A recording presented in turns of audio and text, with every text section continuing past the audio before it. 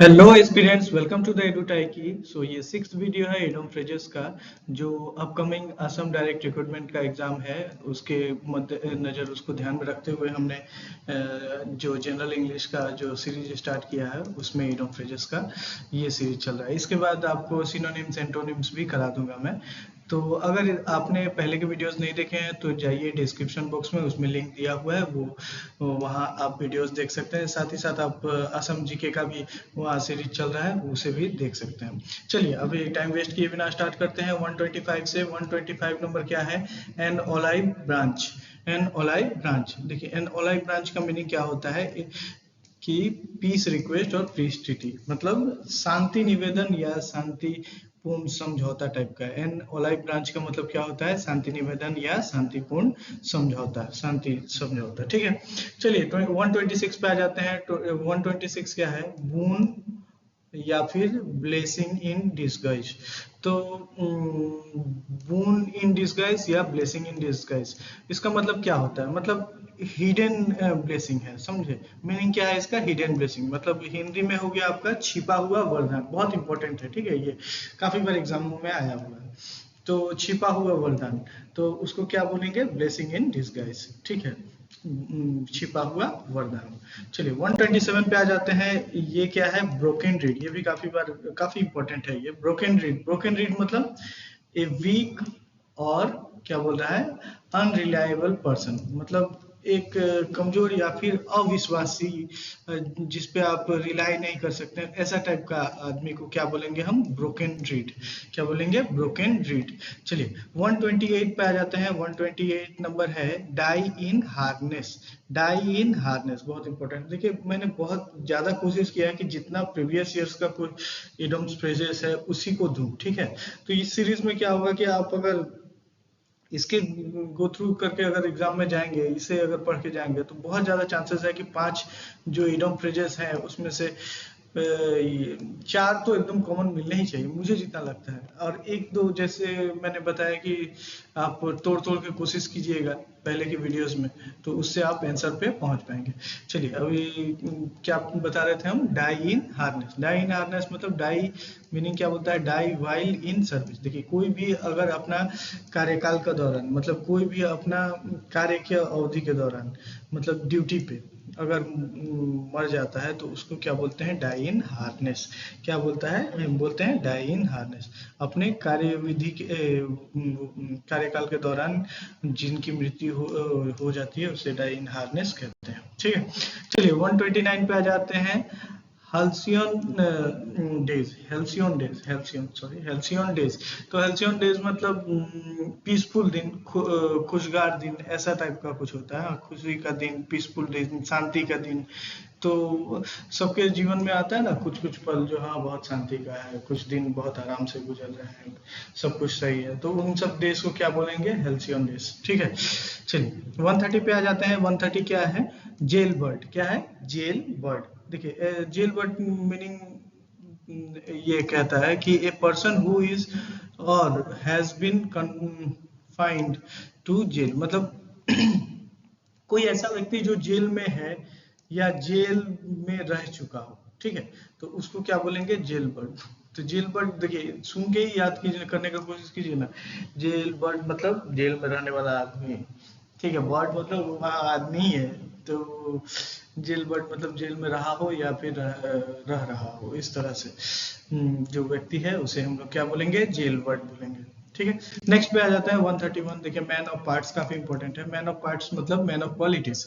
Meaning क्या कहता है? Man of qualities. क्वालिटीज मतलब क्या? कि सुयोग्य व्यक्ति, जिसके पास योग्यता है, ठीक है, जिसके पास कार्यशैली है, स्किल्स है, क्वालिटीज है, तो वैसा आदमी को मैन ऑफ पार्ट्स। कमेंट में बताए मैन ऑफ लेटर्स, ठीक है, बताया मैंने पहले इसका क्या होगा मीनिंग। चलिए नेक्स्ट है 132। मिस द बीट, ठीक है, miss the beat. Miss the beat मतलब हो गया to lose the opportunity. Miss the beat मतलब to lose an opportunity.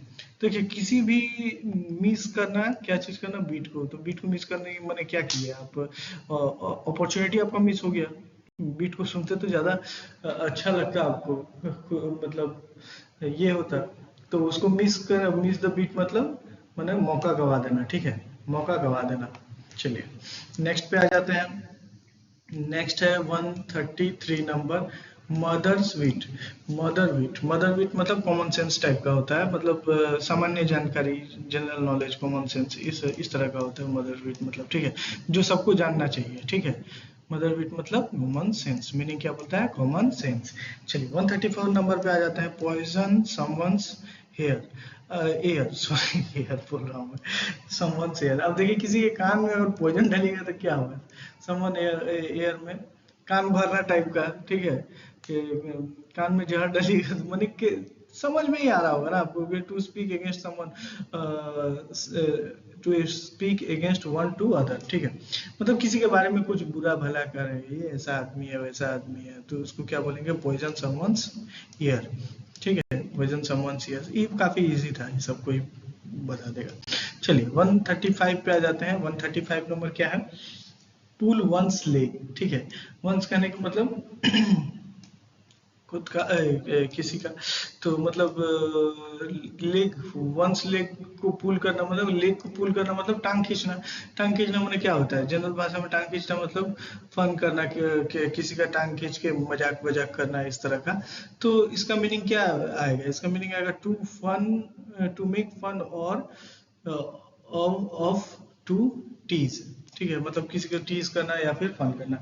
Easy है अभी ये तो काफी इजी है, इसको क्या ही बताऊं।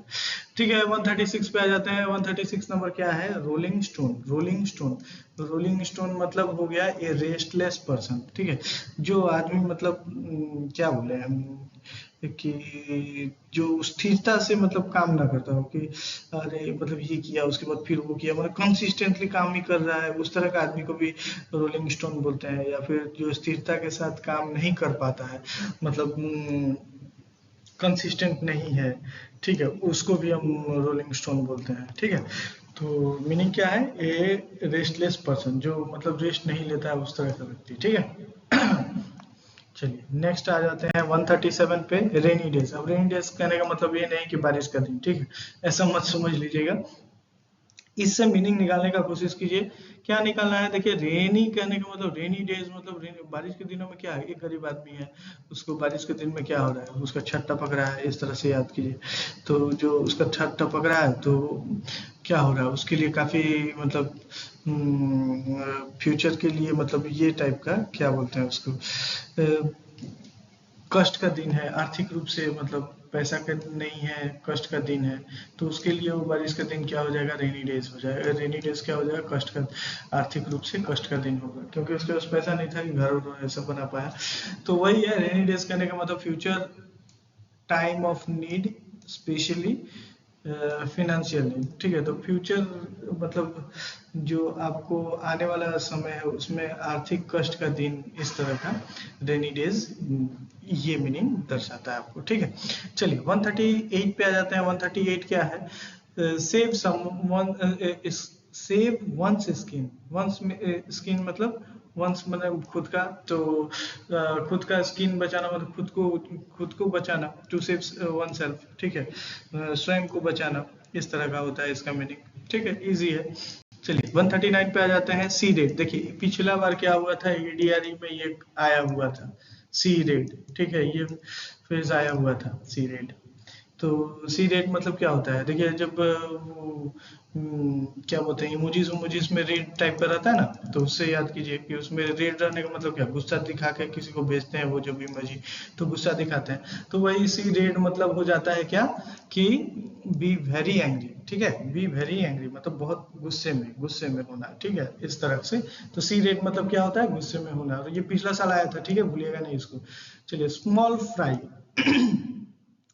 140 नंबर क्या है, स्मॉल फ्राई। स्मॉल फ्राई मतलब क्या होगा आपका, कि इनसिग्निफिकेंट पर्सन। इनसिग्निफिकेंट पर्सन मतलब जिसका महत्व नहीं हो, गैर महत्वपूर्ण व्यक्ति। स्मॉल फ्राई मतलब किसी किसी ग्रुप में होता है ना, स्मॉल फ्राई फ्राई कहते हैं, ये स्मॉल फ्राई है यार, इसका कोई वैल्यू ही नहीं है, माने इम्पोर्टेंस ही नहीं है, सिग्निफिकेंस ही नहीं है, ठीक है, ग्रुप में। तो उस तरह के व्यक्ति को क्या बोलेंगे हम, स्मॉल फ्राई, जिसका गैर महत्वपूर्ण व्यक्ति है, मतलब महत्वपूर्ण नहीं है वो ग्रुप के लिए।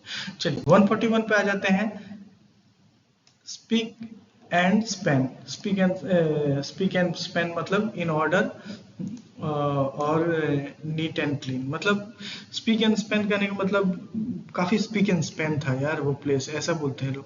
तो मतलब साफ सुथरा, ठीक है, साफ सुथरा। स्पीक एंड स्पेन करने का मतलब साफ सुथरा। चलिए, stare a finger, stare a finger मतलब बहुत ज्यादा कोशिश करना, बहुत ज्यादा। शेयर ऑफ फिंगर मतलब पूरा उंगली लगा के घी निकालने की कोशिश, ऐसे मतलब मैं याद करने के लिए बोल रहा हूँ, ठीक है। तो क्या कर रहा है, काफी कोशिश कर रहा है वो आदमी उंगली लगा के घी निकालने का, ठीक है। तो वो क्या करना, मेकिंग एफर्ट, एफर्ट डाला, बहुत ज्यादा एफर्ट डाला, ठीक है। स्टेयर फिंगर मतलब एफर्ट डाला। चलिए 143 पे आ जाते हैं। ये क्या है, take into account. Take into account मतलब किसी चीज पे विचार करना, कंसीडर करना, हाँ ऐसा ऐसा कुछ टाइप का, समझे। तो मीनिंग क्या है कि टू कंसीडर मतलब किसी बात पे या किसी विषय पे विचार करना, ठीक है, विचार करना, सोचना, हाँ ऐसा हो सकता है, ऐसा टाइप का विचार करना, हाँ ठीक है, सुनना उसको। तो किसी चीज पर विचार करना, क्या चीज का मीनिंग है, टेक इनटू अकाउंट। चलिए 144 पे आ जाते हैं, अंडर द थंब ऑफ, ठीक है, थंब के नीचे। थंब के नीचे करना मतलब किसी को भी अंडर द थंब ऑफ मतलब किसी को भी under the power of of influence of, तो मतलब किसी के भी वश में होना, ठीक है। अंडर द थंब ऑफ मतलब किसी के वश में होना, हिंदी में अगर सीधे सीधे समझे तो किसी के वश में होना। अभी काला जादू वाला हो करके नहीं, किसी के वश में होना मतलब किसी के मतलब नीचे रहना। थम ऑफ मतलब थम समझ लीजिए वो एक आदमी है, उसके नीचे होना, ठीक है। तो उसके नीचे होना मतलब उसके वश में होना, ऐसा टाइप का। चलिए 145 पे आ जाते हैं, वेट ब्लैंकेट। वेट ब्लैंकेट मतलब देखिए, भीगा हुआ कंबल क्या करता है, ठंड के दिन में आपको कंबल चाहिए मान लीजिए, अब उस समय आपके पास भीगा हुआ कंबल के तो है, तो क्या होगा, जितना मतलब आराम आपको गर्म वाला मतलब सूखा कंबल से होता है, गर्म करता है, वो नहीं हो पाएंगे आप, तो मजा किरकिरा हो जाएगा एकदम, अरे अब ठंडा सहना होगा, ठंडा का कोई इलाज नहीं है, इस तरह से सोचिए।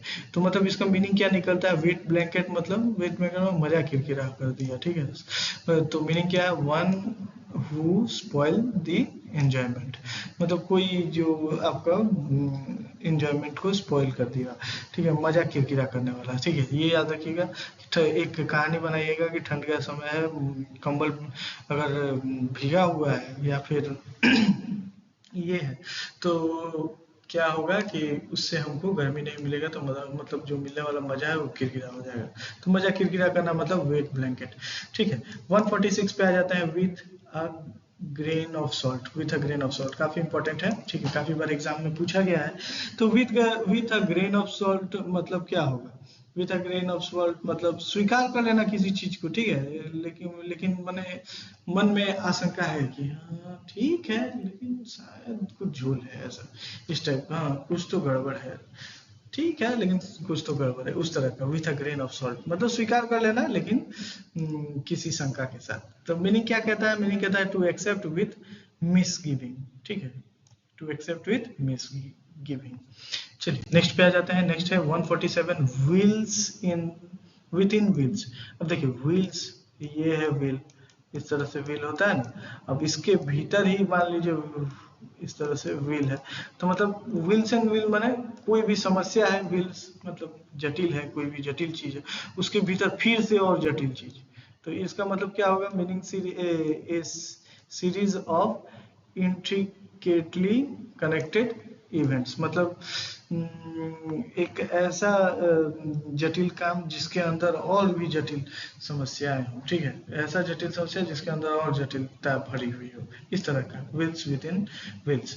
तो नेक्स्ट पे आ जाता है 148, क्या है, विथ वन अकॉर्ड, और या फिर होगा विथ इन वन वॉइस, और सॉरी विथ वन अकॉर्ड और इन वन वॉइस। तो सीधा सीधा इन वन वॉइस मतलब एक स्वर में, एक ही साथ, विथ वन अकॉर्ड, ठीक है, एक स्वर में। तो यूनैनिमसली क्या होता है, यूनैनिमसली सर्वसम्मति के साथ, ठीक है, एक ही स्वर में, इस तरह का मीनिंग प्रदर्शित करता है कि आपका विथ वन अकॉर्ड। चलिए नेक्स्ट आ जाते हैं। अच्छा, आज के लिए इतना ही। तो अगर आपको अच्छा लगा हो तो please do like share and subscribe. किसे सब्सक्राइब करना है आपको? एडुटाइकी को। ठीक है, और सपोर्ट बनाए रखिए। एडीआरई तक देखिए, हम इंग्लिश सेक्शन का तो इतना कर लेंगे ना कि मतलब जो आपका हायर सेकेंडरी में 35 है, कंप्रीहेंशन छोड़ देता हूँ या फिर क्लोज टेस्ट आएगा तो उसे छोड़ देता हूँ, बाकी ग्रामर उमर तक आपका सब कंप्लीट हो जाएगा। ठीक है, तो घबराना नहीं है। और असम जी के तो हो ही करा ही रहा हूँ, थोड़ा सा बाकी है और, तो वो भी हो जाएगा। तो ठीक है, इन सबों के लिए सब्सक्राइब कर लीजिए एडुटाइक के। और एक बात, करंट अफेयर के वीडियोस आपको तुरंत ही मिलने वाले हैं। करंट अफेयर देखिए एडीआरई के लिए भी इम्पोर्टेंट है। ठीक है, तो करंट अफेयर करना मत भूलिएगा।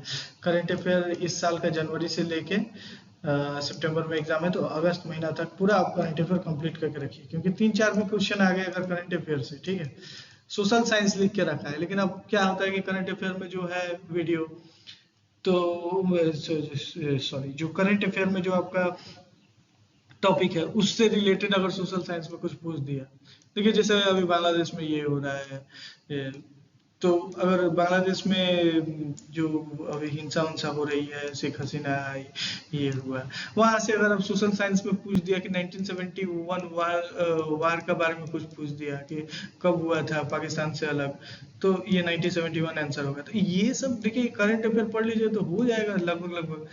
या फिर डायरेक्ट ही करंट अफेयर से पूछ दिया कि इंटरिम जो गवर्नमेंट बना है उसका मुखिया किसको बनाया गया है। ठीक है, बांग्लादेश में इस तरह का।